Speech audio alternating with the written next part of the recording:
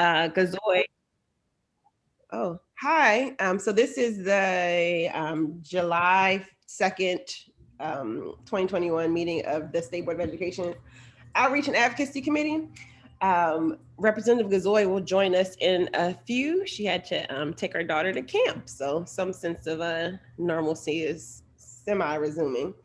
Let me share the agenda that I whipped up about 10 minutes ago, but all the things that you all are aware of. Hopefully, let me adjust the sharing settings so that everyone can see it outside of org. Anyone with the link can view. I never get the Google settings right. Like I think I have all the settings and then people click and it's like, no, still restrictions. Okay. Oh, Jock is going to join us. Uh, so that's the link to the agenda. Is Jacques back in the USA? Apparently so. I couldn't tell, but I think so. We may know via his background. We will know his background. Yeah. Oh my goodness. I guess that this is the only background you've ever seen from me. Yeah. I need to work on my home office so I can get out of the living room. But it's been a 15 months since the pandemic. I've been saying, let me organize the office so I can get back in it, and it doesn't happen. Okay, so today we have Dan Davis, our student advocate, to follow up on our conversation about safe passages and a status update. So looking forward to hearing that, Dan, to see if the Outreach and Advocacy Committee needs to engage any further with those efforts. Representative Sutter came and raised thinking about safe passages in a holistic way, including, making sure students are safe to walk, making sure that students are safe to bike. We know that the mayor's office is working on micro routes with some proposed funding there. And then I think there's some ward level things around safe passages. So I'm kind of happy to hear from you to see what we should pick up. Then we're going to go to some old business. Any updates on previous resolutions? I know Rep. Gazoy has something on teacher retention. Hopefully today, no, not hopefully, we will finalize the outreach and advocacy process, at least some iteration of it for today, so that we can have a way of just kind of making sure that we are equitably following or entertaining efforts on outreach. And then new business, which relates to the resolution that we passed at the last board meeting around school librarians, looking at the themes from our 6/16 public meeting, and then thinking about I was thinking about the retreat, if we want to think about an advocacy agenda or what our role is in an advocacy agenda, and it could be a larger conversation for the State Board of Education reps. All right, so I'll stop rambling. Dan. Did you share something with us, or am I missing that? Yes, a link in the chat. Did it work is the question. Oh goodness, link in the chat. All right. The infamous link in the chat. I just finished my first week as a Zoom. I just taught a class with Goucher College in Baltimore for AP Lit teachers, and I became by the third day I knew what I was doing. Gotcha. Does that agenda sound right? Anybody need me to add anything? The link works. Great. The agenda was fine. All right. Wow, I'm looking at the agenda. I'm so impressed. All right, Dan, it's all yours. Okay, great. Thank you guys for having me. So there's a lot of exciting things that are going on with Safe Passage right now. As you guys know, my office has spent a lot of time trying to get community folks organized, school leaders, student voice, just inserted into the process. And so some of that work is kind of starting to pay off. The mayor's current budget, there are three big investments, and kind of three big investments and four big kind of initiatives or kind of undertakings that are supposed to happen. So the first big investment is what they're generally referring to as Safe Passage. and that is kind of the hiring of around 215 safe passage workers that are going to be scattered across 44 charter and DCPS LEAs. And, what's essentially going to happen is that, there's going to be an RFA process where 7 CDOs will be selected to support those 44 campuses. Across those campuses, each campus will get an assigned worker. Will get multiple assigned workers, and they're essentially have been clustered. So, in addition to having workers in the school building, there'll also be workers that will be kind of in the geographical area that are shared. So, if we're looking at folks at Blue, for example, Blue will essentially have the Blue cluster, which will include Blue, Center City, Congress Heights, and Blue State. Will have around 20 workers assigned to that grouping, to that cluster, of which, about, a majority of which will be assigned to the Blue building. Around 3 or 4 will be assigned to Congress Heights, Center City. So, is that 20 out of 44? No, so there's 215 workers. So there's 215 workers total for the whole city. How many?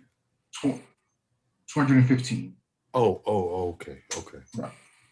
Now, can I ask you a question about and I'm talking about the actual safe passage part of it. Mm-hmm. Like it's not a problem really at Coolidge, but at Roosevelt and McFarland, a lot of those students go to the Petworth Metro. Are these people being hired is that one of the passages that we're talking about in the safe passage concept? Right. So are they going to be in the building all day and then they go to the Metro in the morning and the evening, or? So the current planning is that specifically for that Georgia Avenue corridor, that the Ward 1 cluster of the priority area will include Roosevelt, McFarland, Center City, Capital City, Paul, Eel Haynes, and so that's the Ward 4 cluster. And Coolidge. So it's basically right. It's that Georgia Avenue cluster. So okay. So there's a Columbia Heights cluster. Correct. So Columbia Heights there's already a Columbia Heights cluster that's getting ordered. So that's the Columbia Heights. That is check. Actually, I can pull up the list. Give me 1 second. I was wondering, for the sake of time, Dan, if you could share with the areas in the 44 campuses. Oh, okay. I'm sorry. It's okay, because I know we're on initiative 1, which is the workers. Right. There's 2 or 3 more. Correct. All right. So I'm gonna run through all the safe passage areas. I know some of the areas they're going. I can get into some of the areas and kind of like the thinking of why some schools are clustered in the area that isn't necessarily that area. So the priority area for the Font Plaza and Waterfront, that's going to be Washington Global, Jefferson Middle School, and Eastern High School. For the Anacostia priority area, it's going to be Thurgood Marshall, Excel Academy, and Savoy. For Good Hope Road, it's going to be DC Prep, Ketchum, Kramer. That will also include DC Prep. For Congress Heights, it's going to be Blue Stay, Center City. That's 1 cluster. Eagle Academy, Eagle Academy, and Eagle and Simon are clustered together. Kip King is also included in the blue cluster. Ingenuity Prep and Statesman is also clustered. For Minnesota Avenue, it is Kimball and Sousa. They'll be sharing as a cluster. Chavez, Friendship, Chavez and Friendship will also include. Chavez, Friendship, and Two Rivers will be 1 cluster. Idea and Ron Brown, Maya and Kelly Miller. For Noma Gallaudet. It's going to be Dunbar, McKinley Tech, and KIP. Friendship Armstrong may be put into that cluster as well. Hey, Dan. Yes, 1 second. Oh. Yes. As far as like, how do they decide which schools are in the cluster and which are not? So like, I think about that I cluster with Idea and Ron Brown. Woodson is not too far away from there. I'm pretty sure their issues aren't perfect. So like, I don't, I'm curious, like, you know, So like Minnesota Avenue, definitely an issue. I get the whole bridge thing, and that's why Chavez was included in Friendship. I don't know where this Two Rivers came from, because we don't have a Two Rivers. Maybe they mean Global Citizens instead of co-locating with Friendship. But so I guess our understanding is that Two Rivers is going to be opening, supposed to be opening campus over there. not this year. Well, I'll find out. I I mean, I know Global Citizens is opening the campus in the Friendship, like co-located with Friendship in August. That's happening. Mm-hmm. So I can definitely, you know, circle back to that. But so for Anacostia, so there's Anacostia, Woodson, and Anacostia and Woodson? No. So Anacostia, and Woodson and Paul are, you may have noticed, weren't necessarily mentioned in the clusters. They're Right. Because they have WUNS Academy. They have a WUNS kind of cluster. Yeah, the leadership, they're getting leadership academies this year, or we're going to continue their leadership academy. And that is ran by the WUNS office. And so the thinking was that there's already kind of folks that are messengers, connected with that school and connected into the building. So there was just like, if we have to stretch out the safe passage workers, let's do it that way. So that's why Woodson wasn't mentioned as far as getting additional kind of the safe passage workers, because they'll have folks from WUNS and violence interrupters in the building already. And I guess the question would be then, how do we ever see them collaborating or make sure we're on the same page? Okay, because I know the Anacostia, or it seems like the Anacostia WUNS collaboration is pretty successful and it's going well. But I just hate like anything that looks like a silo with those two, like you're literally Ketchum, Kramer, and is in the middle. So I just kind of wonder, like, what is the vision for support, collaboration, keeping everybody in the same loop, because it's the same kids and families.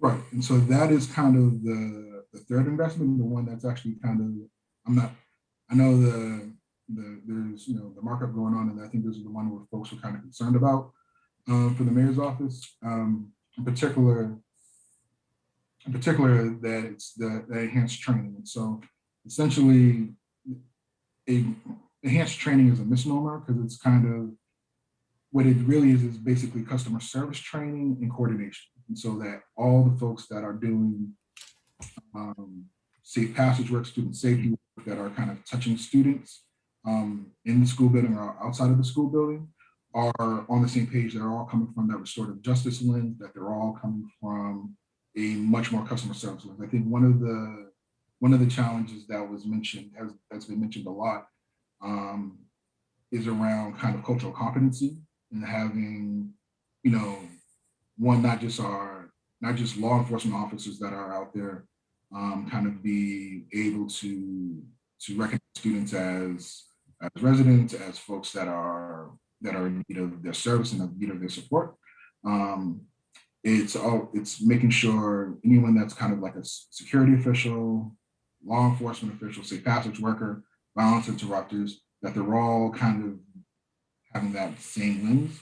And so it's child development, kind of youth engagement training, it's restorative justice, it is, you know, social emotional learning, it is if for the folks that have the ability to, that are permitted to touch kids, for de-escalation, them all having the same kind of restraint training, resistance training. Has this started? No, so this will be the investment that, you know, they're asking for, in the enhanced training. So I think it's okay. I'm just saying it's July the 2nd. School starts in I think it's dependent on funding, right? Is that true, Dan? Correct. I'm a little worried about that. So Yeah. currently all of the mayor's stuff is dependent on funding. It does look like the safe passage workers, and that it's kind of this initial investment I was talking about, will move forward. That's kind of the only thing, in my conversations, is that, this is something that everyone kind of wants to see kind of move forward. But the enhanced training is one that's still up and, still part of the conversation. Have the trainers been hired? So most of the trainers are already hired. Most of the trainers are, most of this training happens kind of, I think what Dr. Reed was mentioning about it, things kind of occur in silos. And so DCPS and their school security officials, they do their restorative justice training for their staff. It's not shared with folks that are not a part of that DCPS kind of school safety security apparatus. There are folks that are, they're MPD, SROs, transit police. They have their kind of youth engagement training and process, but again, that's very different from what we expect for all of our students. So there's definitely a push with the enhanced training to have everyone that's touching students have that same expectation, so students have the same experience regardless of where they are. We have several schools in Ward 4 that are like Raymond Elementary is going to Meyer, which is going to mean that a lot of those students are probably going to have to take the bus down 13th, not down 13th Street, but down 11th Street or whatever. Is it? And also, what about Banneker? You mean the building or? I mean, Banneker's right next door to the subway, but is there, you didn't mention Banneker. No, I did not. So Banneker is not receiving any safe passage workers or in one of the kind of cluster areas. What will be true for what I know from, I guess shifting gears a little bit, what is true, what I know for WMATA is that they're, let's say, out of the 20 heaviest routes that they had that are being used right now for travel, around 16 of those routes are routes that students use. And the plan is for those 16 routes to have a commitment that buses will be running almost at pre-pandemic level. And during when school starts up, they'll definitely adjust to the point where they're at service for kind of student rush hours. And so they're at the end of the day, the commitment from WMATA is that there's going to be essentially more buses during dismissal and arrival than there were before the pandemic. But I mean, I'm just thinking out loud about the Rhode Island, the Shaw, Rhode Island, right by the Walter Daniel Library, is going to be packed with students from all over the city once school opens at Banneker. They're probably going to increase the numbers of people on that metro stop incrementally. Wouldn't you think, Emily? Because I mean, the students from Banneker always walk down the street to the metro to get on the metro, but now that stop is going to be different in the morning and the afternoon. They're moving. Are they moving this year? Huh? Are they moving this year? I mean, the next Banneker opens in August. The new one. Yeah. Yeah. So that's out of my ward now. That's becoming a swing state. I mean, a swing state. Oh, sorry. Is that in Ward 2? Yeah, it's now 6 or 2. I'm not sure. I think it's technically 2. 2. Yeah. It's Shaw. Okay. Yeah, I only have like at the top sliver of Shaw. So Cleveland in mine, and then that's it. But yes, so the old Banneker is becoming a swing space, I guess. I haven't heard anything about that. But yeah, I don't know. I don't have a good sense of that area. I can picture it, but I imagine it's just going to be funky anyway because it's new and people don't know what to do. But I don't know. Well, but the metro is right on the corner of the campus almost, and they're gonna it's 1 block away, and they're gonna that's gonna be a high population metro stop in the afternoon, because all the students at Banneker come from all over the city anyway, and you always see them walking up and down Georgia Avenue to go to the metro. Did you all, I'm assuming, already talked about what happens for all these clusters, right? Did you already explain that? You don't have to repeat. I was just curious. Somebody can fill me in. Yes. Fedozo's in a different cluster than Czech is. Oh, okay. Then outside of the 215 safe passage workers across the 44 campuses, what else is coming down the pipe? So I think the other thing that I think everybody mentioned is around microtransit. And so microtransit is essentially going to be for a transit option for 23 campuses in Ward 7 and 8. And it's essentially, it's going to be ran by the Department for Hired Vehicles, the old Taxi Cab Commission. So it's going to be shuttle services from school building to neighborhoods and neighborhoods to school buildings. So there'll be maybe 3 to 5 stops on each route. Each shuttle service, each shuttle van or bus will probably accommodate no more than like 15 students at a time. And it's going from school to neighborhoods in those 3 to 5 different locations. And that's in Ward 7 and 8? Ward 7 and 8. So it's for travel within Ward 7 and 8. So it's not necessarily bringing students from Ward 7 and 8 across town, or bringing students from, basically west of the river, east. And so it's very much, getting students from neighborhood to school. Principals will essentially be able, principal and school leaderships will kind of be able to determine who's going to have access to those shuttles and buses and make the slots available. I want to circle back to the safe passage workers for a quick second, because I think this is something where you guys will have a lot of expertise and probably can lend some knowledge and leadership here. So the safe passage workers are, the idea for those safe passage workers, 215 workers, are folks that are kind of community centered or kind of already doing some of this kind of work. So yeah, it's the neighborhood mom or the neighborhood grandma that rounds up all 4 kids from her block and walks them, that gets those kids to school already. It's the kind of the folks that are folks from the church that are already in the community, that may do like a breakfast program or kind of some type of connections to that community, to that school. And they're really looking for those type of folks to kind of, to do this work. How do they find out about it? So right now, I think they're waiting for, I guess, It's July, for God's sakes.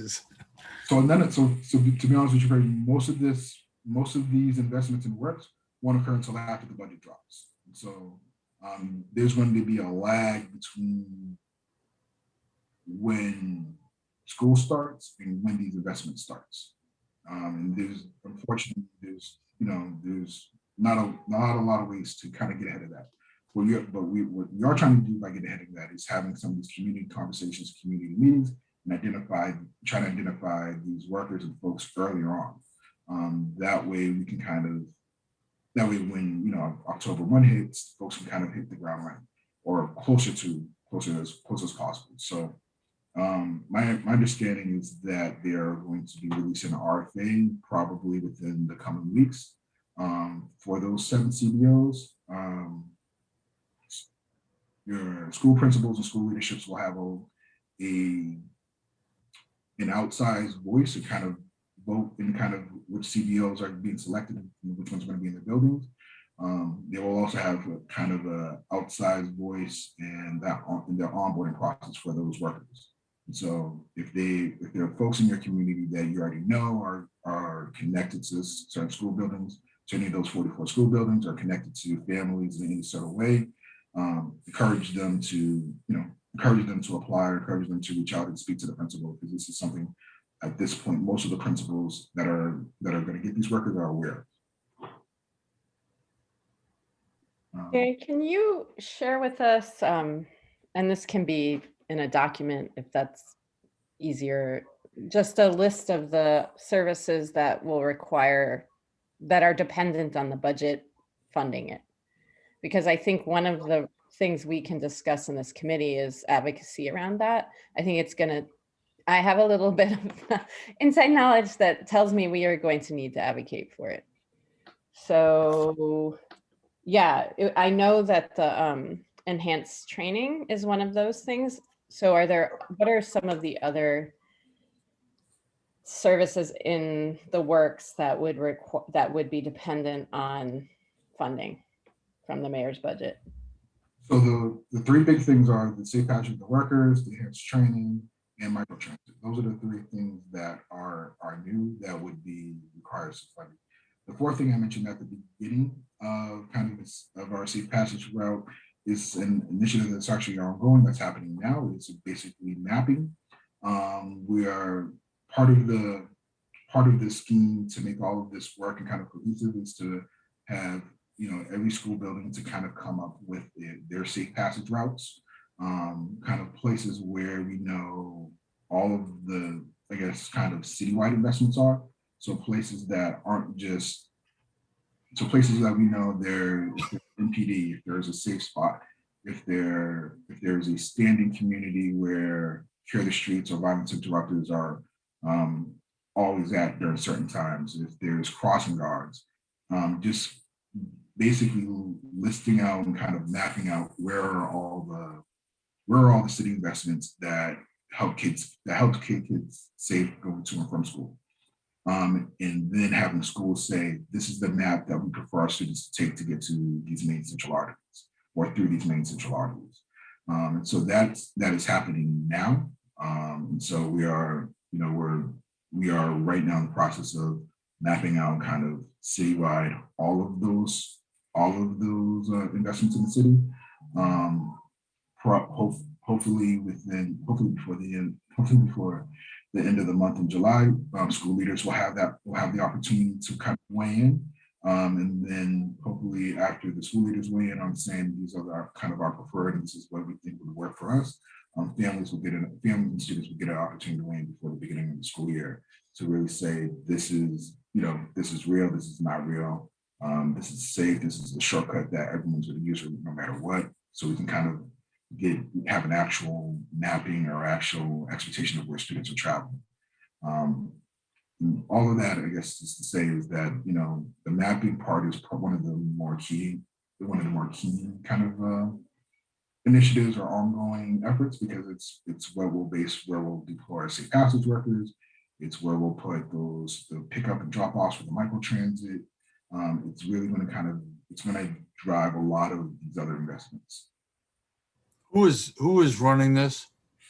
So right now the mapping committee is still out of the DME's office.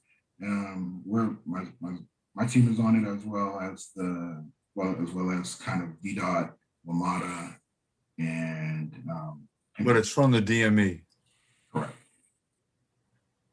Can we ask to have somebody from the DME talk to us about this at our business meeting, John Paul? Or I know you got a full agenda and everything, or at least have some. I mean, to me, this sounds so typical. It's not even funny.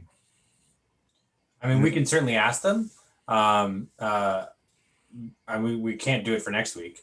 Right. So it would be September or October that we could ask them. What about at the public meeting? Yeah, aren't we trying to get the DME at our public meeting, John Paul? I didn't think so. I thought we were having the separate meeting on reopening. That's August. I think Okay, well, let's you and me talk. Sure. But I think that Zach was saying at our meeting yesterday that he put in a request. So we'll see. I'm also wondering, as we got a few more minutes for this, I mean, Dan, you're more than welcome to stay on and we can ask you more questions in the chat. But I'm also wondering, to Replica Zoe's point, are there any other ways that we can help support advocacy around this? I mean, I know budget markups are happening. So is it up to council? So yeah, it's everything's kind of right now up to council and kind of, you know, for the most part, kind of. You know, the timeline of when they're wrapping, I'm like lost since this year. The timeline is a little different. Like is this like a next week thing? I think they've done their committee report. They've submitted their committee reports. Mm. Correct me if I'm wrong. The markup for the education budget was yesterday. Okay, well, but you know, they still have to do the whole shuffle back and forth between, you know, like they have to vote on the budget twice. okay. So I can't remember when the first vote is, but now would be the time, now that they've done their markups, would be the time to say like, hey, you know, whatever horse trading you need to do, protect these things. I think the thing I'm a little confused about, or maybe I'm probably confused, but I also just would like more information. So like Representative Reed asked earlier in the conversation about collaboration between like the one's office and others that are also involved in just like some of the safety, youth engagement types of things. But I'm not so sure I understand where there are shared services and expectations and they just live in different, like multiple people are responsible, but as opposed to like where there are differences in the programming. So like the one's office working with Woodson and Anacostia, what are they getting as opposed to being in one of these safe passage clusters? Okay. You know what I mean? Like I don't know if I really understand what's happening in each program. And then like how that translates for students and families, or even how to like, or how and where to push to say like, this is, you know, there should be more of this. So the Lunds Academy, as you know, the Leadership Academy that they run was piloted at Anacostia pre-pandemic, and it is violence interrupters, credible messengers in the school building all day, working with young people that have been identified as needing that special attention from the community or handling from the communities that they serve. It was fairly successful. They stay in the building. They help out with community service. It's in addition to having those folks in the community in the building to kind of support students as they're going through their challenges. The safe passage workers that are kind of being clustered are shared are one, they're not violence interrupters. They are community folks. They are definitely credible messengers, but they're not at the point where they have the same skill set or the same appeal that folks would be for that are part of the ones program, or one's general kind of staffing folks. The safe passage workers will spend around 6 hours. Will be employed for around 6 hours a day, 5 days a week. They'll spend 3 hours of that time in school buildings, kind of building relationships, becoming part of the community, getting to know students. Because at the end of the day, if the students don't know you, they're not really going to listen to you or respect you. And then the other 3 hours of the day will be around helping students get to and from the schools. And so that is kind of the main difference between the safe passage and kind of the Leadership Academy folks. The folks that are a part of the ones, again, it is a much more full day commitment. And there's in addition to the connections inside of the schools, they also can have those same connections. They have those same connections in the community with those young people. I don't want to be an alarmist, but this sounds to me like an accident waiting to happen unless it's got support. because it's a great idea, but it's July, and principals, if principals just are finding out this, and they've got 8 billion other things that they have as priorities rather than this, and there doesn't seem to be an urgency. School starts and summer school starts this week, right? Or next week, I guess. And it would be a great pilot. All the schools have programs. I just don't understand why there isn't any urgency in trying to get this ready for the beginning of school. I understand the financial part, but at least the skeletal structure should be set up already before school begins. And it doesn't sound as if, because if we're depending on DME to get this done and go down this ladder of people that are going to be involved in it, it'll tip over. So Fraser, I wonder if this can be a part of our advocacy, because I get it, like it's weird for this to start October. I'm bad with budgets. Is it October 1 would be, right? So how the budget fiscal year is or November 1. I can't remember. Whatever the fiscal year starts is in line. October 1. Okay, Yeah. October 1. Well, October 1. It would start later than that. I guess. Yeah, that's just when the money would be allotted in October. I'm not so sure if there's a way around that though. Like that's unfortunately the way. Are there reserve funds or planning efforts or because right now I think the priority is just getting bodies. Like they sound like, and I'm not trying to minimize anyone's like role, but right now it seems like crossing guards for sidewalks, like bodies to be out there to be eyes and ears for some of these hot spots that are in our neighborhoods as an initial step. I mean, I mean, the problem is you can't hire people before money's awarded. But is there money hanging out? Nobody to run it because these are new initiatives. So like we could figure out or advocate for like if there are reserves with DDOT through like for some extra crossing guards or something, or if there are if there's just other programs that are happening that could pick up, but it would be, excuse me, sorry. Kimba. Go ahead. They're really manipulating this whole working from home thing. I'm gonna have to get this thing shut up. I mean, it's almost impossible. Like, first of all, it's not gonna start October 1. October 1 money will be allotted, but like for some of these programs, you still have to do the process to find the vendors. And then once you select the vendors, then the vendors hire the people. So it's gonna be months into the school year before these people are hired. And even for planning, I mean, like you could ask for, the best thing you could have done was allotted planning money last fiscal year. Because that would have hit this year. I mean, that's the best thing that could have been done. But it's an ongoing problem that schools have. I think that I'm thinking out loud, but yeah, the money. If we're talking about outreach and advocacy, then I think we should just throw it all in for the outreach and advocacy committee. I'm also, but yes. So you're saying like, I'm sorry, what was the ask for the outreach and advocacy committee? I have two things. What was the ask? What were you saying was the ask for the outreach and advocacy committee? Are you talking to me? Yeah. No, I'm just saying that I think we should go all in for this because nobody's. I don't know if anyone's listening.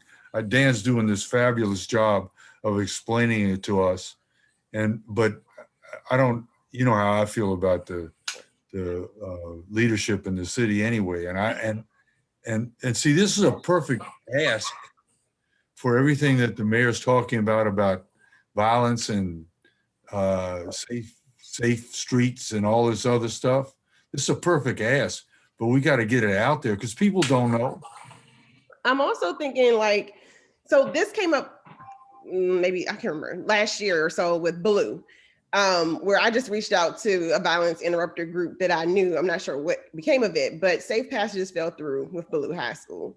I just asked someone like, hey, it seems like, I would imagine violence interruption would be kind of low at whatever o'clock in the morning high school students would be going to school.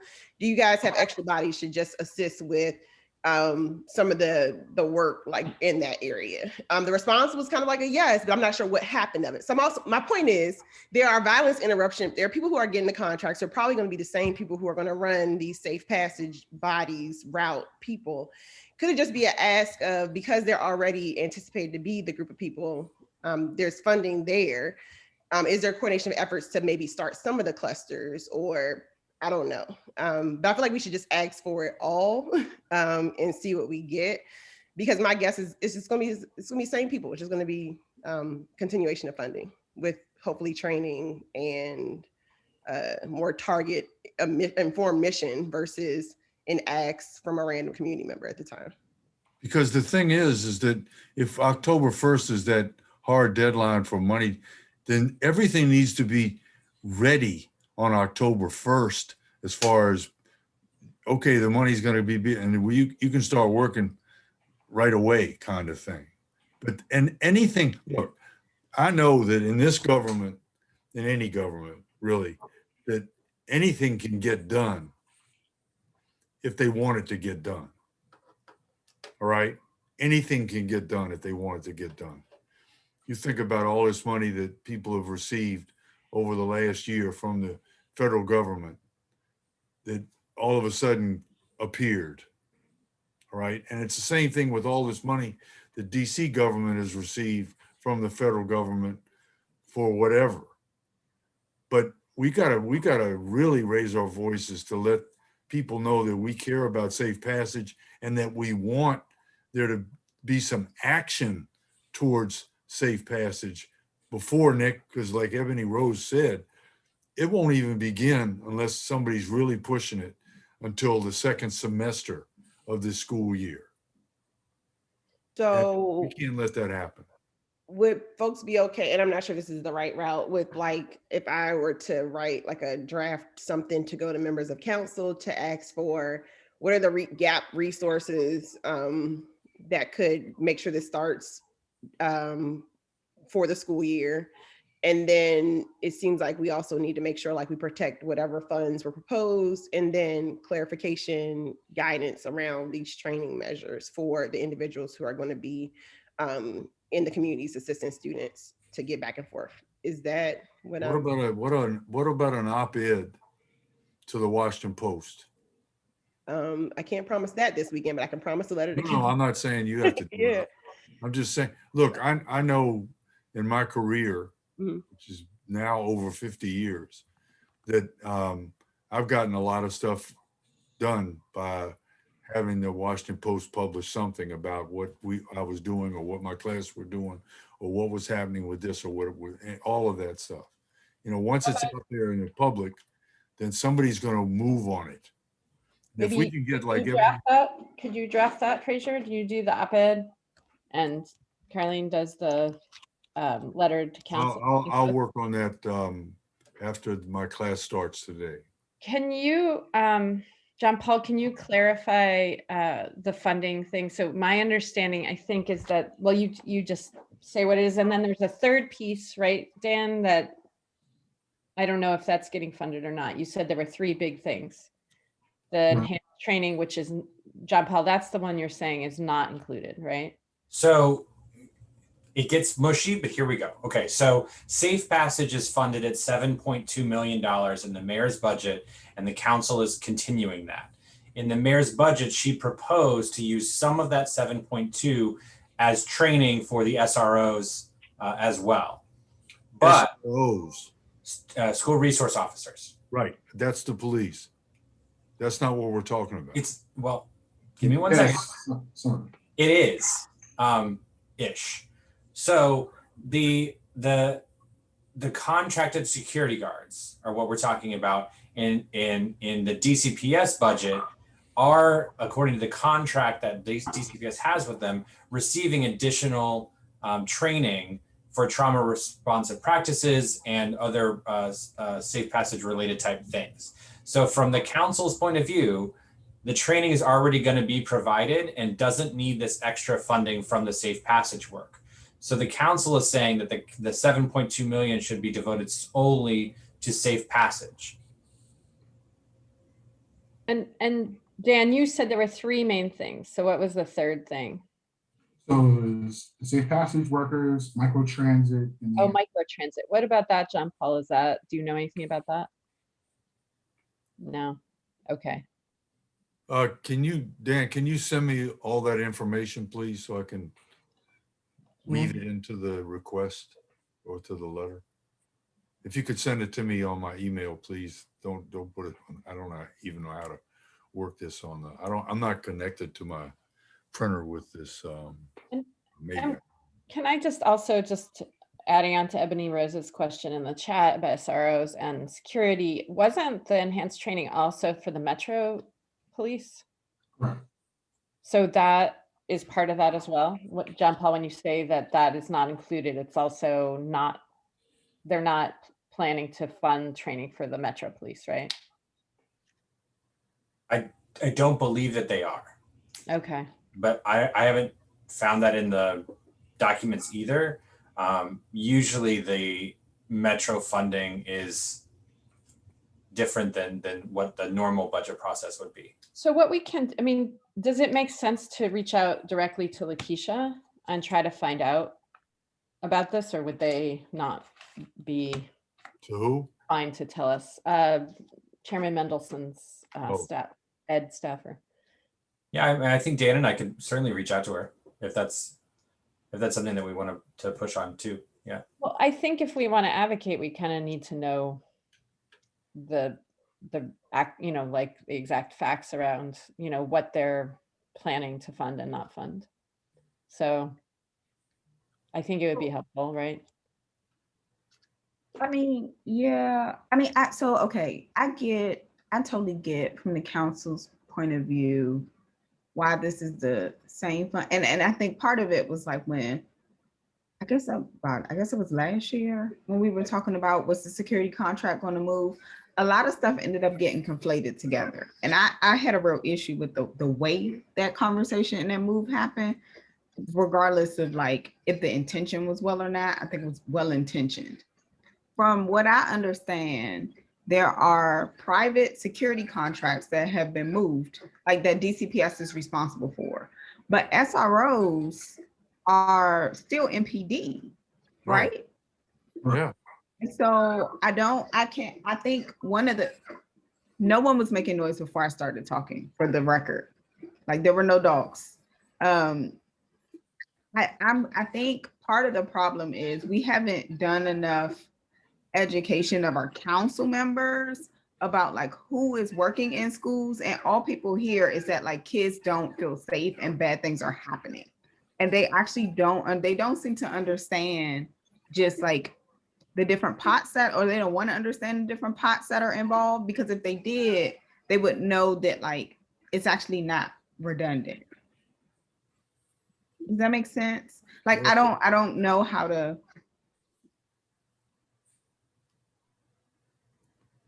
Yeah. No, so the MPSROs aren't under contract to DCPS.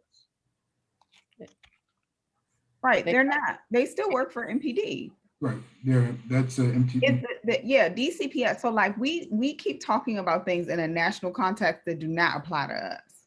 What Grosso did was he moved the security contract out of MPD into DCPS.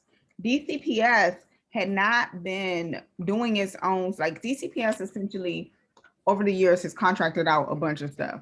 That includes the security contract, but you have security officers that are like at the front desk in schools, and then you have SROs that aren't one-to-one anymore because there's not enough budget for that, but like kind of serve as cluster people that also interact with the schools. And so if there's money in the DCPS budget for training of officers, that's the private security officers. There's nothing to do with SROs. It also doesn't touch any of the charter LEAs as far as what they're doing. And so like I get the intention, but I don't think we're doing our homework to understand who's actually interacting with our kids, and like how do we resource people in a way to make sure like the expectation is the same across the board. Yeah, I think that, I mean, I was sort of thinking, Fraser, while you were talking about, you know, needing to move quickly. I think that's true. And it also needs to be done thoughtfully and well. You know, I think there's a lot of parts. And we don't know. I mean, maybe Ebony Rose knows all of them, but Maybe the parts that we're not clear. I don't think so, hesitate to not act because we're not. I get like, you know, but the things that we are clear on are, I think, the 215 bodies in the streets that are supposed to be helping 44 clusters, the micro transit routes. It seems that what we're not clear on is the funding for the SROs versus the security situations. So I'm wondering if the advocacy could just be like, hey, can we make sure we get the people in place by the beginning of the school year? Can we make sure the microtransit routes are possibly in place or people are trained before the beginning of the school year? And it could be a count like, hey, council, you might need to figure out who the difference between an SRO and a security personnel when you're making decisions. And then also us understanding what those are a little better. Does that make sense? Yep. Okay. The hot mess. Yeah, because I'm also there. I thought that security was because they're gonna come in. Are they DCPS staff now? And then you're right. Like, what's going on with our? So they're not DCPS staff. They're still contractors. They're still contractors. Oh, right. Okay. I thought they were coming under the umbrella of DCPS now. They're coming under the authority of DCPS now. So they are. They will no longer be reporting to MPD. Okay. DCPS kind of school security and their DCPS kind of safety apparatus. Think of it like how we do food. Like, have different food contractors. They work for DCPS and they have the authority to choose the contractor, you know, like that type of stuff, but they're still not DCPS employees. Okay. So I'll just, whatever I write will be something to protect the people, microtransit, and then I'm gonna need y'all's help for just whatever around the SRO. I'll make a blanket statement of council to understand that better. Is it okay to transition, or does anyone else have any pressing questions for Dan? I'm guessing Dan might be hanging around for a little bit. That was very edifying, Dan. That was. And thanks always, Dan, for making yourself available, whether it be a community meeting or a last minute request for you to meet. I wish that you had the authority to legislate it so that we could get stuff done. And the budget. Mm-hmm. Goodness gracious. Someday. And how are you? I'm sorry, I'm supposed to be ending this conversation. How are you linked into the Safe Passages conversation? And then I also asked that about the building blocks.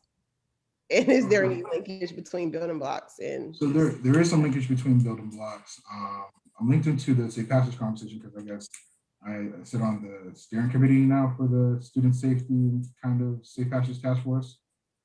So I've been on that now for about a year or so. And you know, before that, you know, the office does a lot of work doing Safe Passage and kind of ringing the alarm bell around. We need to put out more resources for Safe Passage. For building blocks is more.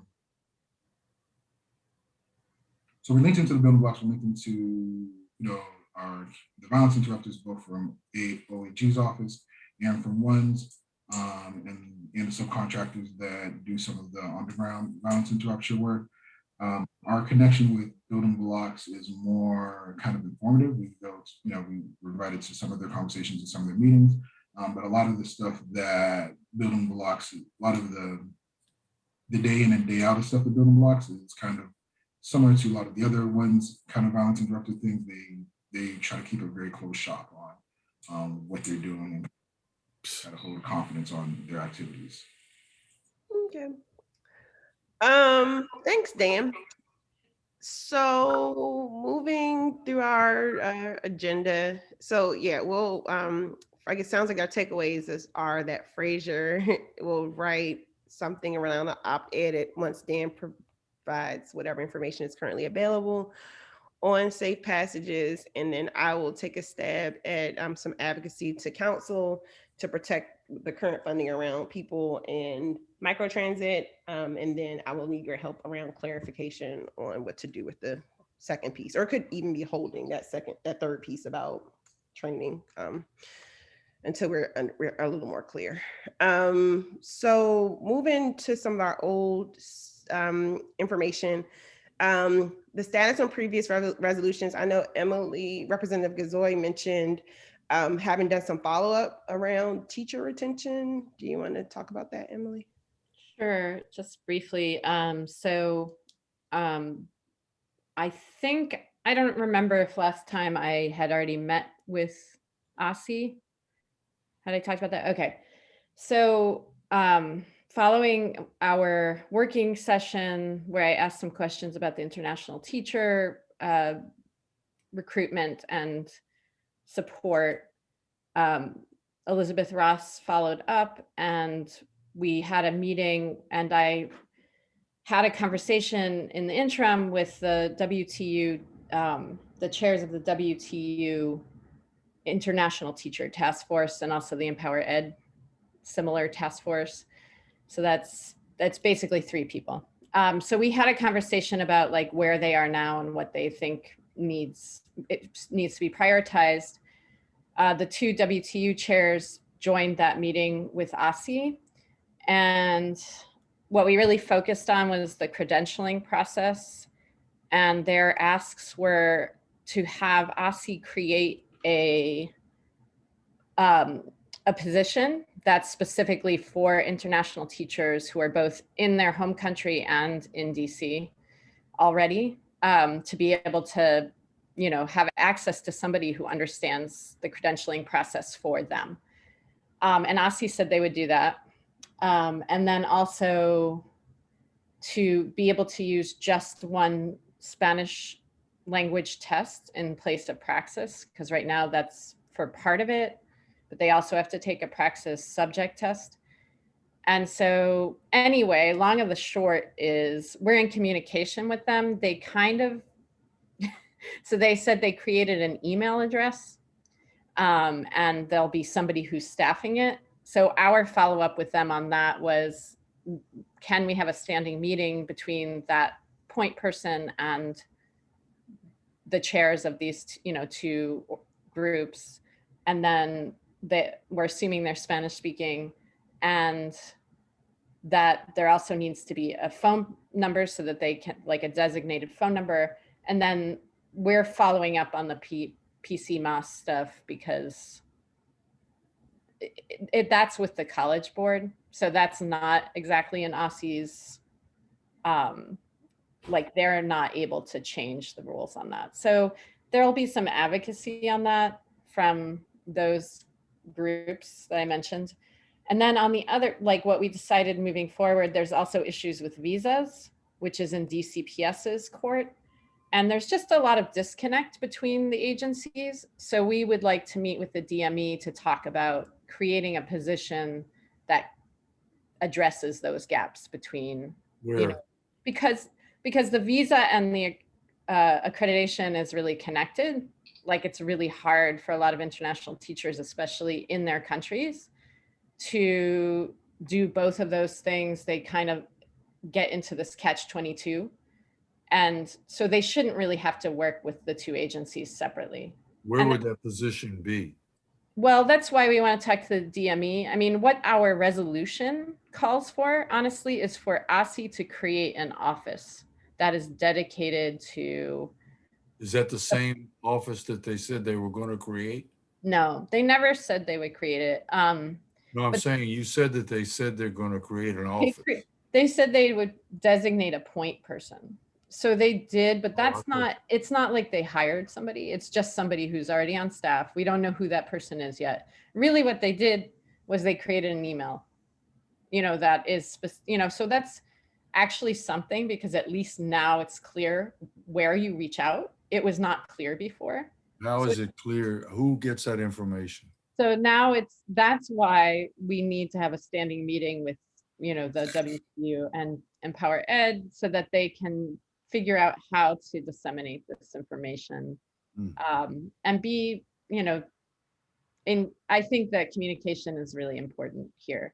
Now, I think that the fact that we have, like, they were saying there's no one person in DCPS who actually is in charge of the visas. Like, the person who they talk to the most, it's not actually her job. She just does it, you know, and that seems to kind of be the case a lot, you know, where there's people who find out for you, right? It's not actually in their job description. So that's what we want to talk to the DME about, is like, this is something that is really needed if we're serious about equity, if we're serious about wanting to diversify our teacher pool, then we need to show that we value it by actually hiring somebody who speaks at least Spanish fluently and who is in charge of like connecting the visa process with the credentialing process. So would that be another ask if we have that meeting with the DME? No, I think that would be a separate, because it would need to be sort of a real conversation, not a public conversation. I think it would be an off record. But it's needed, but Emily, I mean, we can raise it publicly, but I think that we could front load the questions. Sure. So he could come prepared. We're not trying to sandbag him. We just want the information. It's something that we need to work out with him though. So I'm not saying not to bring it up at the meeting. I'm just saying it's not I would also want to have a conversation with the people who are knowledgeable in the room. So I would want Luz and Samuel and Issa to be there, you know, and others. Yeah, Ebony Rose. Okay. I'm confused. Are we talking, so we're talking about trying to solve the problem of not having enough foreign language teachers because they're not, like, there are issues with the visas, and then there's issues with the credentialing and passing test, or like what? I missed the problem we're trying to solve. Sorry. So this is based on the recruitment and retention of Latinx teachers, Latino Latinx teachers that we passed last year.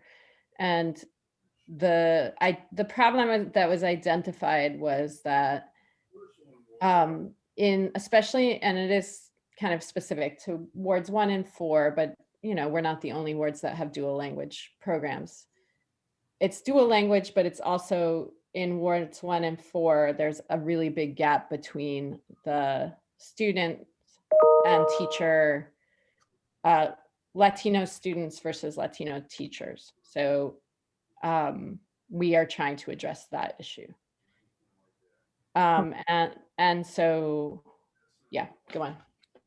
Okay, so what I hear is this is it's not necessarily like foreign language teachers. It's not, but it's how I identify. There's a reputation, because, and I think where I got confused was when we started talking about if it was going to be, you know, praxis versus, you know, some of the other because like that, then I was like, wait a minute, are we talking about people who need to be licensed to teach a foreign language? And then I heard diversity, and I was like, I don't know what we're talking about anymore. So and so are we making an assumption that, or I guess what I remember Empower Ed did a report or something, but we're making an assumption that part of the gap is that we need to recruit, or there need to be more teachers that are coming whose language isn't already English, or like that they're having other difficulties. Because when I hear visa, when I hear, you know what I mean, versus like, we're just not able to recruit Latino teachers who are already present. It might just be teaching, I don't know, biology. Right. So that is a different thing. Yeah, it's both, I guess. So I think the point is that there's a push, because another thing that was pointed out is that a lot of Spanish speaking teachers who are hired are from Puerto Rico, which is fine, but that a lot of the students actually are from Central America, and that there, should be more of a recruitment push to get teachers from the countries where students actually come from, because there's cultural differences.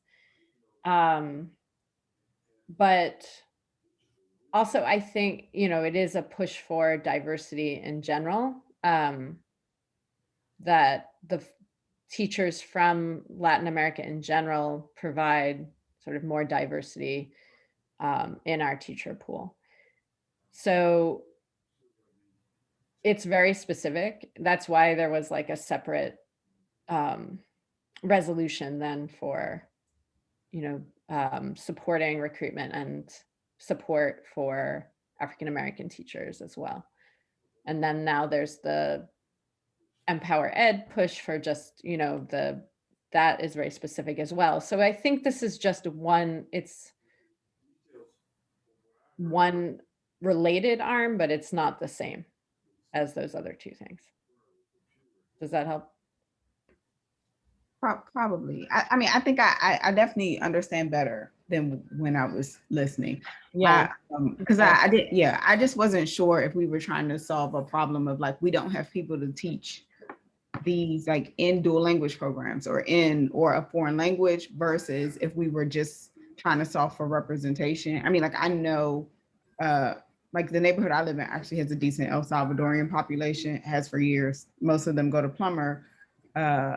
They always are looking for people who speak Spanish as well, but there's not a dual language program there. And so like that doesn't, like this question might not, like the way this was framed might not actually result in more teachers going to Plummer that look like those kids. So Yeah. I was just trying to better understand what we were That's solving. a good point, and it's something that maybe needs to be addressed explicitly, because I do think that the focus has been on wards 1 and 4 with this particular push. So there's been some acknowledgement that this is not just that it's a citywide issue, but the focus really has been on these wards where there's a concentration of Latin American students and families. There was one more thing I was thinking. Yeah. So, the PCMAS issue is that, and I admittedly don't, I have not tried to look at it. I'm not fluent enough in Spanish to understand fully, but what the teacher's argument is that the PCMAS is the only test that the teachers in Puerto Rico take. And it covers both the basic skills and subject areas. And it costs money, as does the praxis. And so what they're pushing against is the fact that teachers in their home countries right now have to take both the PCMAS and the praxis subject tests if they're teaching a subject area. And it's hard to access them. It's more an access than a language issue. I think it's access, and the cost is much more in their home countries. And this goes back to the issue of the coordination between visa and accreditation. There's like, you have to do this first before you can apply for your visa, but it's really hard to access the test. So you can't like get the visa before you access the test. And there's no one who's really helping potential teachers to navigate that. And what I learned from, the WTU folks was that DCPS actually helped them to get around some of the regulations, and now they can't do that anymore because somebody saw that, and it's not, you know what I mean? So like you almost have to not follow the rules in order to make it over here to teach. And so there's just a lot of potential teachers who are not coming. So I think that's the issue, and why they ultimately came to the conclusion that we need somebody who is helping to navigate the whole system and not these siloed, approaches of like OSCE has their point person and DCPS kind of has a point person, that if you know about her, you will call her. And charters, who knows, they do their own thing. So that's the push. Cool. Thank you for following up on that, Rep. Gazoy, and for following up on your resolution in general. We appreciate you for doing that. I really don't have much of an update on my resolution, except for I kind of peeped at it when I mentioned resolutions. And there are a lot of elements in the special education one that I need to pull apart. Some of it is was written very time specific that we might have missed the window, such as the 2019-2020 school year, which has passed. But I think if anything, if we can start the quarterly feedback loop as a start to pulling some of those pieces apart would be helpful. So that's kind of my update. I'm not sure, does anybody else have? Yes. So I did have one more just proposition for this committee from the leadership team, which is, I may need your help, John Paul, because I don't have my notes in front of me, but we talked about, John Paul, what was it? Do you remember? I was going to bring this up. I may need to look at my notes. I'm really sorry. If somebody else wants to go. It's like Are we talking about the teacher retention?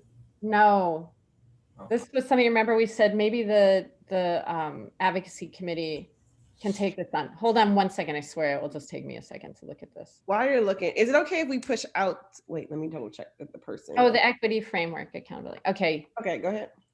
So we were talking in the leadership meeting about, what are ways that we can put the equity framework, the SBOE equity framework into action in our work. So, is there something that every committee should be considering based on the equity framework when they're deciding what issues to take on or how to take on the issues, or I don't know. So that was just something it seemed like maybe would make sense for this committee to at least talk about hashing out. I don't know. Yeah, I'm thinking our, which might flow to our next topic, our, what is it, the advocacy and outreach process that we've generated, which also thank you, Rep. Gazoy, for editing and wordsmithing. But I think we have the general steps of how we would address each issue. But I do know that in a step in how we address items is that we, balance it or look at the equity framework when we're looking at issues. And I think we did that even our trial run with Rep. Sutter when we said, okay, we look at bikes, but then, what does this mean for, for our equity framework? And we kind of put that in practice. Are you looking for something more deep than that? Not more deep, but maybe more codified. So we did that and that's great. Like we did it because that's how we're thinking, but maybe not every committee would do that automatically. So I think the idea is that maybe we write not a long like treatise or anything, but just like, here's some guidelines to go with your guidelines. Yeah. It wasn't already in like some of our, I'm just curious, was it written into some of the, I thought we had like, before we could pass a resolution or develop something, we as the SBOE, we're supposed to look at it. I see Rep. Thompson has her hand up. Yeah, I'll just say in response to that yes, we were supposed to, before you put forward a resolution, it's supposed to have a equity statement attached to it, which I forgot about when we did the last resolution we did, whatever it was on. My brain's not working. Go ahead, Ebony Rose. Yeah, I don't know. I don't know if I don't know how to codify that. I don't even know what that looks like. I think it's a question. Like, I think it's like, that's kind of like a group question, like a retreat question, like a buy-in conversation from the whole board type of thing, as opposed to something you can enforce. Yeah. Because like I'll say as a a member who was not part of the board when the equity statement was written. I'm not sure it's an actual like living document for me. You're not sure if it is. Is that what you said? For me, like I know in theory, I know it exists. But am I referencing back to our equity statement when I take any action? No. That would be my truth. And I do think the equity impact statement probably remains a good idea, and we just need to reinforce it. Like we should just, yeah. Yeah. Yeah. I'm not so sure it makes sense to codify it more than that. Like we should, yeah. Yeah. No, maybe that is enough, and we just need to remind folks. Maybe that's our job. I mean, is there a template for that? Is there a template for the equity? It's not a template. I did an example. So the only one that exists I remember an example. Yeah, so that's it. That's what exists. I'm not sure if we need a template beyond that.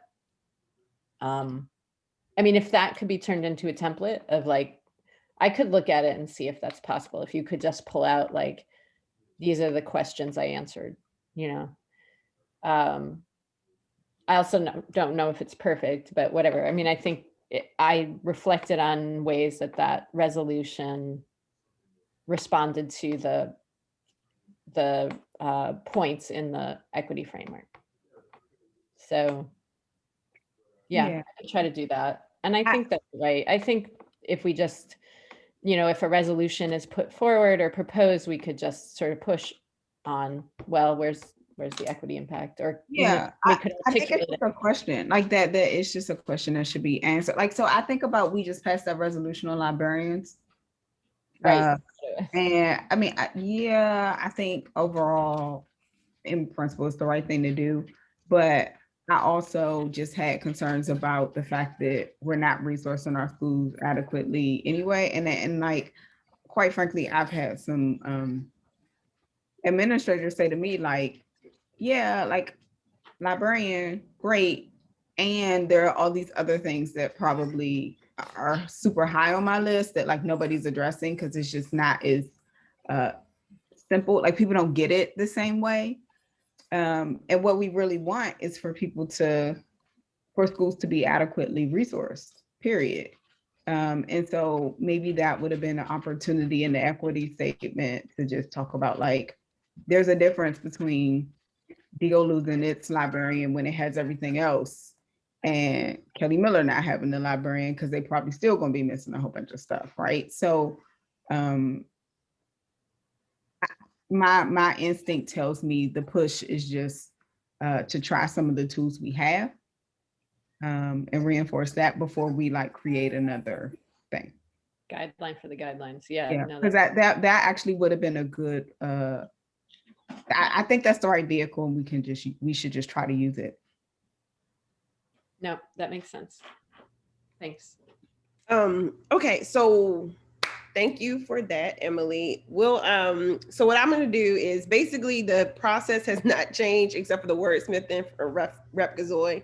What I'm going to do is just send it to the board and maybe as new business, just let people know this is the process that the Outreach Advocacy Committee is going to be using to make sure that we address efforts in a equitable and fair way.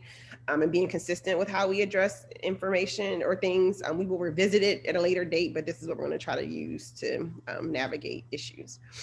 Okay, so that I think closes that part. Okay, so new business. Speaking of, great segment actually. Going into looking at what we passed our last meeting, what we passed, the themes from our last meeting, our public meeting. So public meeting, our June 16th public meeting, we passed the supporting school librarians in every school. Sorry, that's the name of it. Act, or I'm not sure, resolution. We don't do acts. So in our, I guess the follow-up item is the state board urges the Council of the District of Columbia to provide or redirect funding to fully fund schools to make sure that all schools have the personnel needed to support the well-rounded education of our students.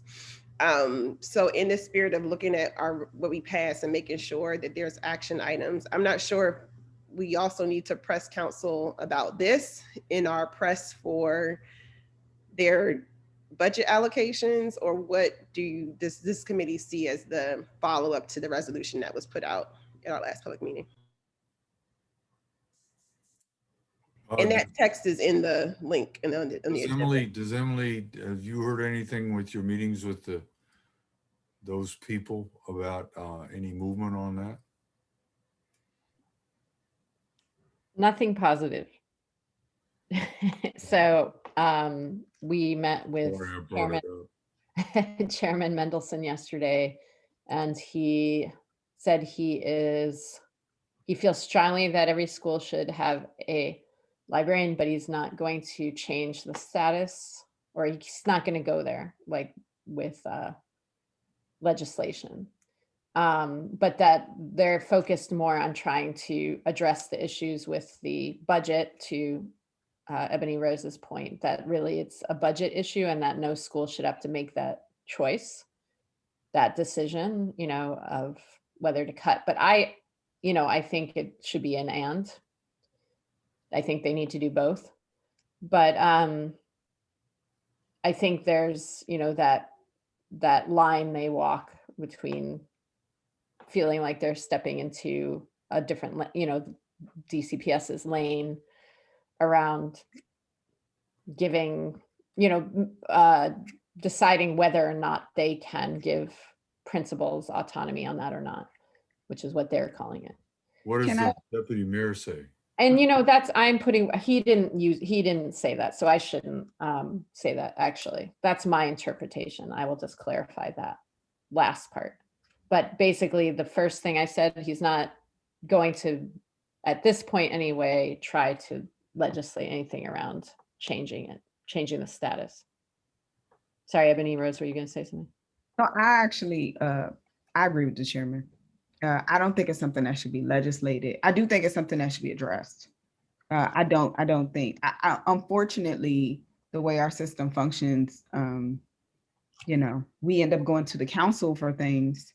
And the council is a legislative body, they're an oversight body, they have the power to purse.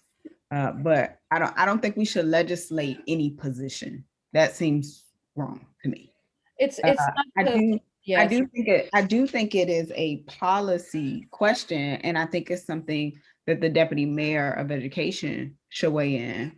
I do think that the council has a responsibility to adequately fund our schools, and the reason I say that is because, like, I was talking with a principal who runs a ECE campus, DCPS ECE campus. She doesn't need a librarian. She does need ways to expose her children to literacy. And she was like, educational instructional coach that is supporting my teachers and like how to, prepare them for early, all these different things are more valuable to me than a librarian.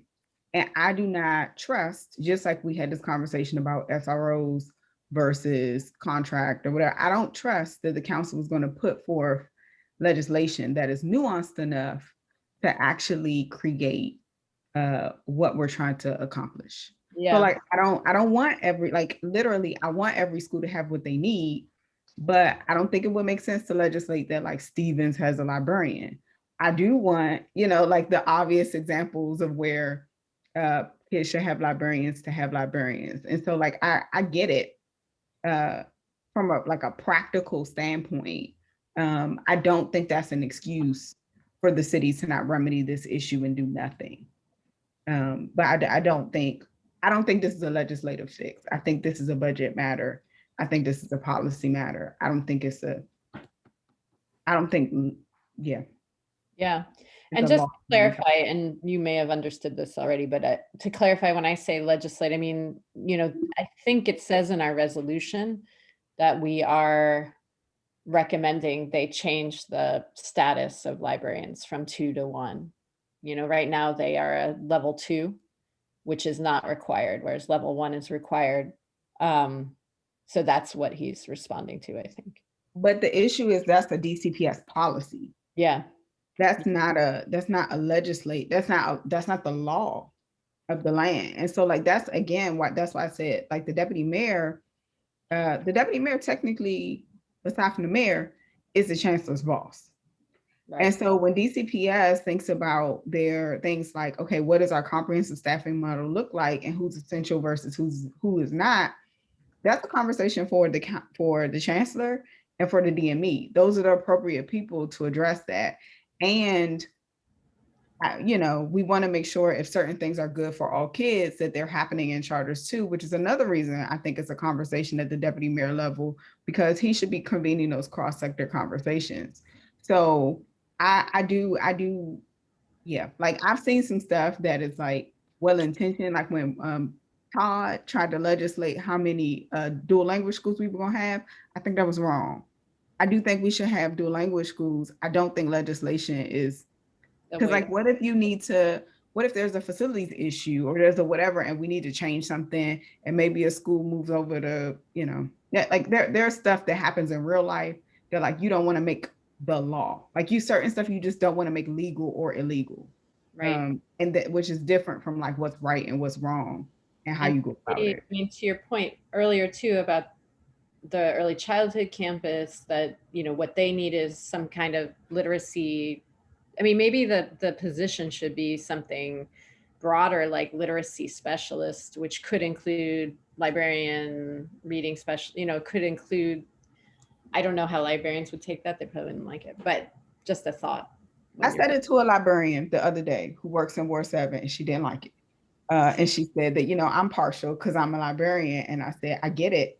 And I would never advocate against us having librarians, but I do think it makes sense to ask us, like, to me, the question is, how do we adequately resource schools? Yeah. Not like, and if we say like, okay, equity means one size doesn't always fit all, then like, what is the thing that fits at any given level? Like that's not an excuse for like somebody having half a librarian because of we haven't given them enough money to have a whole one. Like that's the question we should solve, to me. So yeah, librarians don't like to hear that. I like librarians. I hope they like me back, but I also just can't.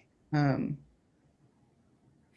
don't know another way but to be as honest as possible about what I think is good for kids. And that doesn't mean I'm always going to be right, but I'm not going to be dishonest because somebody doesn't like it. Yeah. I think one of the more gray areas for me is, what I've heard from some librarians is, and principals, frankly, like there are some principals who just feel like we don't need a librarian. And I think librarians, and this is not at early childhood campuses, that librarians push back on that. And they're like, actually, you do. And I think that's where it gets fuzzy for me, because I lean towards agreeing with the librarians, but I think there are some principals who feel like even if my budget is great, I still would not choose to use any of it on a librarian. So I guess I would want to know more about, I would want my right now what's a leaning to be more solid, with why are librarians so essential. I think I know, but I don't know if I could get up in public and defend it, to be quite honest. So that's kind of where I am with it. I mean, I get that part, like of. That makes sense to me. And I agree that I've heard that as well. And it's not always like a ECE campus. Like I do think that that's a different question, which is like, all right, I have the money, but I'm just not going to pay for this position.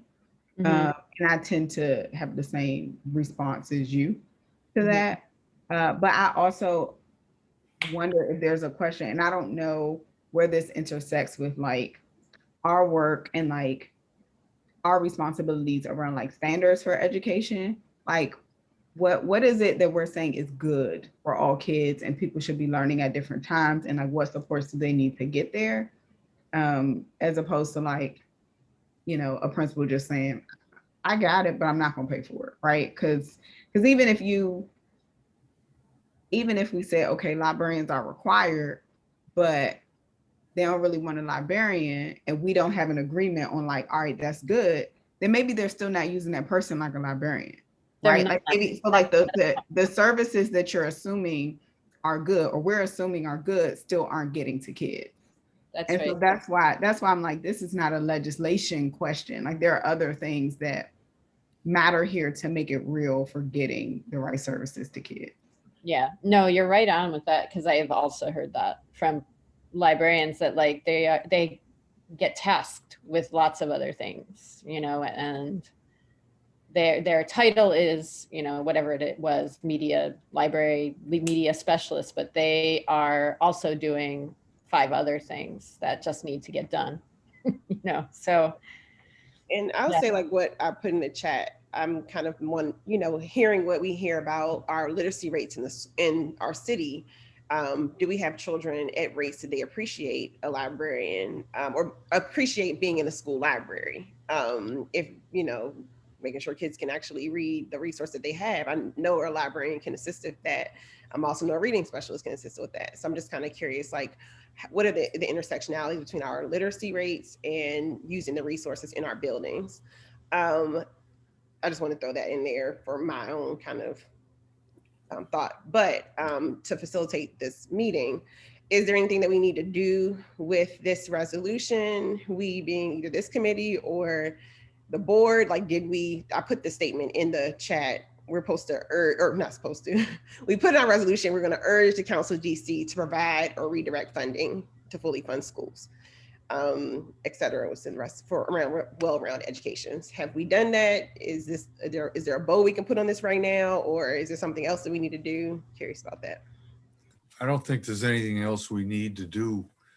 And I'm a library person, and I know how important the library was to me, and how important the librarians are to the schools that I've been in forever, and the roles that they play. So I'm not going to, but I agree with what Ebony Rose was saying about there's a different venue that we need to work on in order to get it as an essential worker. Because a librarian is an essential worker in a school. I think I told you that when I was driving with my son, we were talking about this, and I was telling him that some schools didn't have a librarian, and he couldn't believe that a school didn't have a librarian. As librarians in 20 years may be obsolete, libraries might be obsolete, but I know one thing, and I'm going to throw this out because you haven't responded. I've delivered over 30,000 books in the last year to the children of Ward 4 and some in Ward 1. And somebody's reading them. And these are elementary school kids, basically. And I've got a lot of books right now, and I'd like, all you got to do is call me and I'll get them to you if you'd like to deliver them to some of your schools. I'm sorry I was offline for a while. I had an important college board problem that I think I might have gotten solved. Great. It's okay. Ebony Rose put a pretty concrete first step. Did we share the library? Okay, so we're trying to figure out if we didn't share the library resolution. I think that's the easy one. Ta-da! To fund well-rounded schools. So yeah. If not, we'll circle back at some point. All right, moving on with our 19. Did I do that right? Minutes. The public comment. I've got to get my son to the train station. Okay. I'm going to have to drop off. No worries. We got a couple more things. Themes from the public comment from June 16th were exposure to Asian American culture. Representative Sutter said she would elevate to OSCE via the social studies standards work. Lecky Elementary School, there was a parent that testified around the summer program offering. She also touched on some of the accountability stuff. I know she was cut off. I emailed her since that's a Ward 8 school to get more information about what was going on. Haven't heard back from her yet. And then there was a number of witnesses who testified related to their preference for the accountability framework to look like a dashboard. And then the last one was proposal of a well-rounded school index to be a part of the accountability measure to include social studies minimums for middle and high school students. So those were the themes. Anything we need to do with any of those items? Can I also just, I don't know if we want to add this, but sorry if you can't hear me well.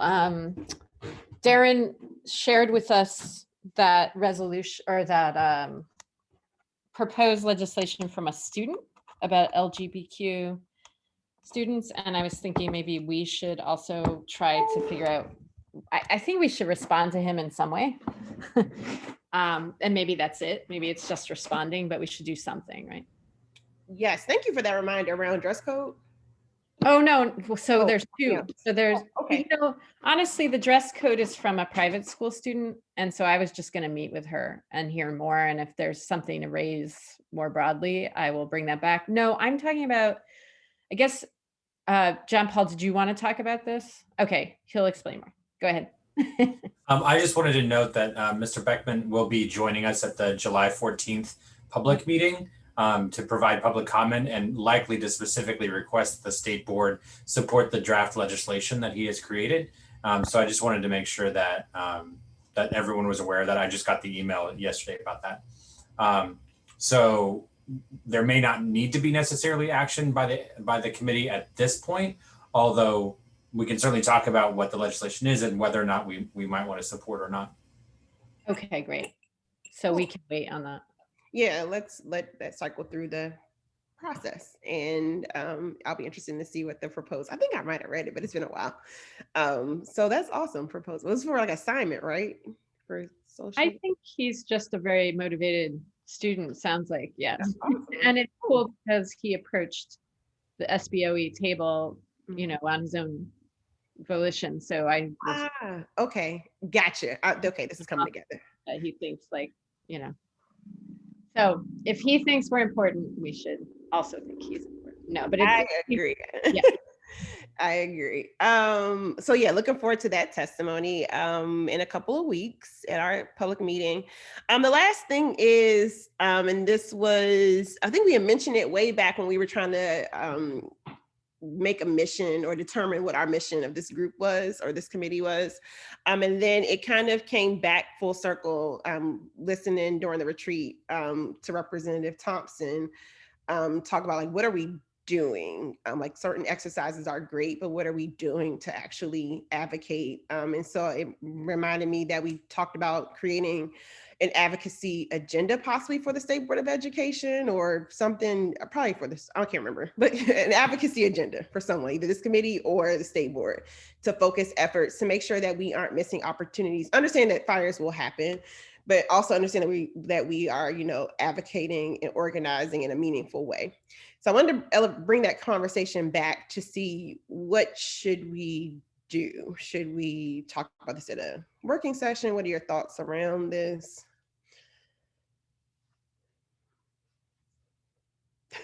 Sorry, Kimba's talking about an agenda, like that's not just reacting. That's what you're saying? Yeah, an advocacy agenda. And my thought is so that we are actually affecting change, organizing, making sure that, you know, some of the issues that we are quite aware of, we can move on. And basically, I guess kind of, like, for instance, I know Representative Thompson, like, for instance, was, you know, really honing in on for a while the money of how, you know, funds were spent. And yeah, that's just an example. But that was something that we could have as a board really pressed in on and said, you know, we've known about that we've been talking about these funds for about almost a year. We know there's been a supplement. We don't know what happened with the, you know, the initial funds. We knew there were plans for follow-up funds. Are the funds being used appropriately? I think like as a board, there are gonna be just certain education issues that are just gonna happen that we can I think, move forward or, make sure get some kind of response versus, we kind of do a quick resolution or there's nothing that's really picked up or we don't see any change and then we move on to the next topic. So Yeah, I mean, so I'm going to tell you what's floating around in my head, not in any particular order of make sense or importance. The issue with advocacy generally is just that it's a lot of work. It's just a lot of work. And it is really hard to keep following something and keep attention on something because the world moves so fast. We just kind of have ADD plus our structure does not lend itself to things not just flying at you from all directions. Those things tend to be true. I do think that given that, I think there are probably a couple things that we could just pick. So like safe passage is something that seems like not just the board, but like our, I guess Dan counts as our staff too, has been working on for some time. So like we have a little more capacity, but also just like opportunity to actualize something than other things like that probably. So like, I don't know if we have, it sounds like we're starting to have some processes around like how do we bring things for consideration. I think our next step might be like a question around like in addition to the work plans that our committees submit, but thinking about are there just things that maybe like it might be two things that we track for the year or like, that we're like, these are the things that we're gonna, no matter what else is coming down the pike, we're gonna stay on top of. Yeah, because it's not going to be 10 things. It's not going to be everything. But at least that way we'll have something to show at the end of the day. Because we just don't have the capacity to tackle everything. And so that would be my thought. I think the other thing is just one of the things I'm wrestling with as a newer board member is just building my muscles around understanding like what is it that as a board we're responsible for and it's like in our purview. So I think I had a delay, and granted it was probably an ongoing reaction, but like I had a delayed reaction to the fact that we just don't have enough information around this ESSER engagement because we do have a specific relationship with OSSI and I think some things are just more important than others. And so, yeah, like so I don't know.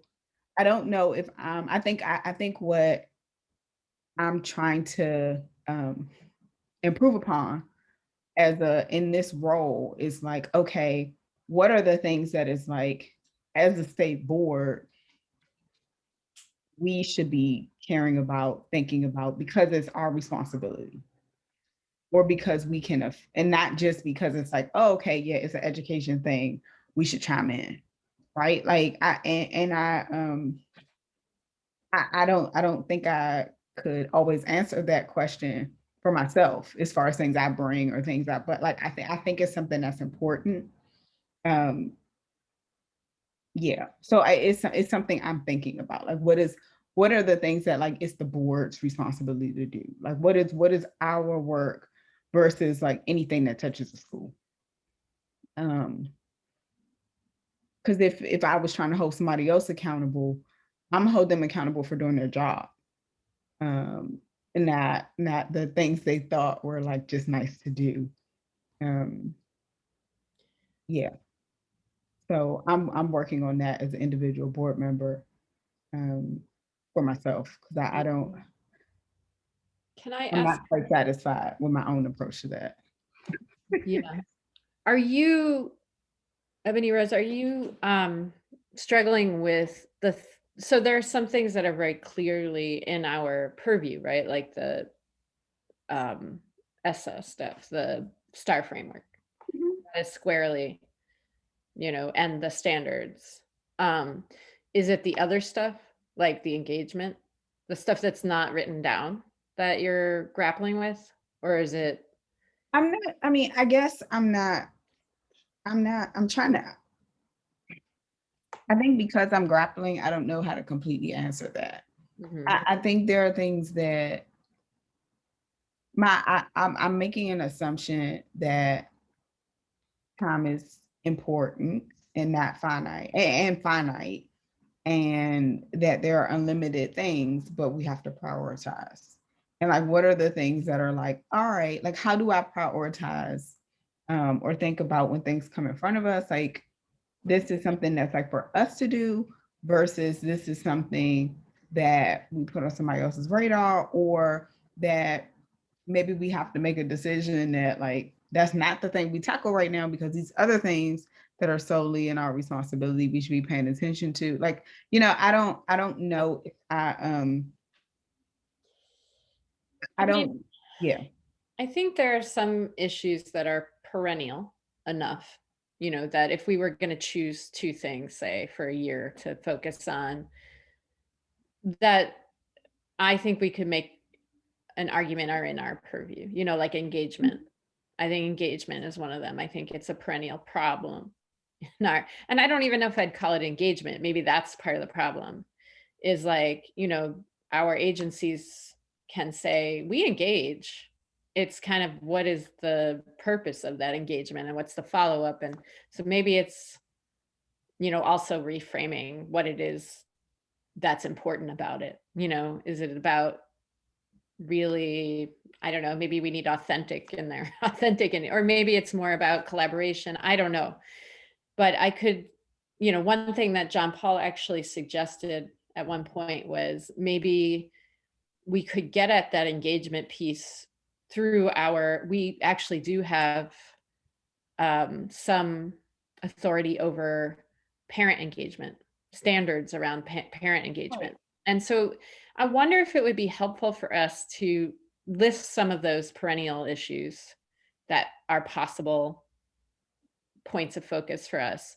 And then to go through that long list of, the other things that are in our purview that we don't really think about because it's not like the big sale items, and see where there might be some actual, like this would make sense. We could address it through this authority. It might give us more power actually to do it that way. And give us more direction because there are so many things, right? So that's one. I mean, I think those things matter as far as like just our ability to be impactful. So like this conversation around the librarians, and I was like, yeah, I agree with Mendo. That's not the that's not the vehicle. But you want to think about like what are the vehicles? And I don't know that I'm at a place yet as far as my journey as a state board member where I fully understand like what are the things that like we actually like what are the vehicles we actually have to drive, and like how do we like effectively use those levers, and and so that's something I want to better understand for myself. It's not necessarily I'm not necessarily framing it as a critique of like the board needs to do. Like I'm saying I have some I'm trying I don't know the answer. Would it be helpful like if let's say we come up with a list of 6 things that are possible? I'm not saying we would do all of those things, but 6 possible areas of focus, and then had maybe staff, and John Paul, you can weigh in on this, staff do a crosswalk for us of like, here's the issue and here are possible, areas where we actually have authority, where we might be able to address that issue. Would that be helpful? Like to discuss at our next meeting? I was going to ask that question, the exercise of a list of perennial issues and then the smaller ones that we may not always focus on, if that would be an exercise for this committee's next meeting in August, or a potential exercise for the state board's, what is it called? Retreat in the fall. Hi, John Paul. So two things. One, we would not be able to make any decisions at a retreat on things. So I think it would probably not be the best unless we did it in open session, which is totally fine. We can do that.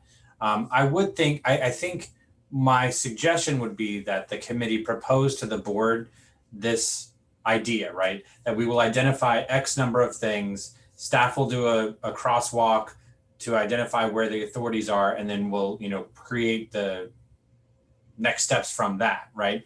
And then have the full board have input on what the items are. And I think this committee should propose a number of them and probably and say, these are the 10 that we came up with. We need to reduce it to 4 or 5 or whatever number we decide. Two is fine. But getting that input and buy-in from everyone on exactly what the 2 issue areas are, I think will be important, because I think, as noted in this meeting, there is a lot going on, right? Yeah. Safe passage is important. Librarians are important. Getting teachers, the diverse teacher body is important. Like, there's a lot of things going on. And so we need to make sure that we're focused on the right things, but also keep a little bit of reserve in our toolkit so that we can respond to emerging issues or if things change, and being flexible enough to be able to just shift gears if we need to and put something on the back burner for a little while and bring it back, and all those types of things. So I think having the proposal of how this will work will be important for the board to consider. Cool. So, in closing this meeting out in 2 minutes, our next meeting is August 20th. And at the moment, there's nothing. I know we'll have our June 16th items to be on our August committee agenda, but the goal is to use the bulk of the time, the August 20th meeting from 10 to 12, to hash out, make those lists of items. Ebony Rose, I see your hand. Yeah, I have a thing that I don't know where it goes. So I attend the NABC PEP committee meetings, and I feel there, and and Darren staffs me on those meetings. I sit on the subcommittee that is working on the racial equity recommendation. Essentially, the way it works is the committee looks at the policy stances that NABC takes nationally, and then they make a recommendation to the fuller body at the convention, I think they call it, to adopt, so that boards across the country can look and say, oh, okay, here's what NABC has to say about this thing. I think it's important that us as colleagues have a chance to weigh in on what those things are. Because I mean, I have an opinion. Of course, I think it's the right opinion because it's my opinion. But I also think you all are valuable. And so I don't know if that's something that is a conversation for the Advocacy and Outreach Committee, is a conversation that we bring up at a working session, and as far as like sending the things for people to review, and like, because a lot of that feedback can happen like via email, but I also want to make sure people like have some context, and that I'm not like sending a bunch of documents and then hoping for like email responses. And I feel like that gets kind of real raggedy real quick. And so the last thing I'll say is the makeup of that committee. So it's not like every state has somebody sitting on that committee currently. The makeup of that committee is actually mostly, I would say mostly states that are more conservative than we are by far. So we, it's like DC and Maryland, and then there's like Utah, Kansas, Maine. Yeah, it's a whole different. So like the conversations we end up having about like what are things that people can buy into as a whole, get pretty interesting. Or even like taking, I don't take for granted that people mean the same thing. Michigan is on there when we say equity. And so you laughing at me, Carlene? Don't laugh at me. I was recalling a conversation and I was like, Michigan, because we, like, for example, we were talking about digital, like internet access, like rural areas kept coming up. And I'm like, okay, I hear you on the feedback from rural areas, but you also have Detroit. So can we talk about urban areas too? And so like it actually totally matters. Flint, Sorry? No, Flint, Lansing. Yeah. Right. I'm just like, so that's why Michigan. I was like, oh yeah. But like there is I think it's important for people to weigh in on like what those are, because they'll go to the fuller body of NAPSI, and I could also benefit from just some feedback as far as like what should be incorporated and how to propose that. So you want Darren has some thoughts too. Advocacy committee field trip to a NASB meeting. Is that what you're proposing? Well, you all couldn't vote, but you could come if you just want to like see it, how it happens, like how the sausage making happens. Yeah, you're welcome to attend. They happen once a month. I have to hop off my 11 o'clock. My 10:30 was gracious to push it back to 11, and now it's 11:03. So I'm gonna hop off. But hopefully I'll see you all, I guess, next week for the working session, and then public meeting, and then hopefully everyone enjoyed a little bit of a sabbatical. And this group will reconvene on August 20th. Yeah. Oh wait, but my question is that something to bring to this committee? Or is that, do we think that's like I don't know where that feedback happens? I think because and I think you can go, Carlene, if you need to, but I think the issue is bigger than just what you're asking. I think it's, there are members on external committees, and we haven't been good about sort of having something in place where they share the information, that they're gathering, or the questions or whatever. I mean, just that there should be some kind of follow-up, I think.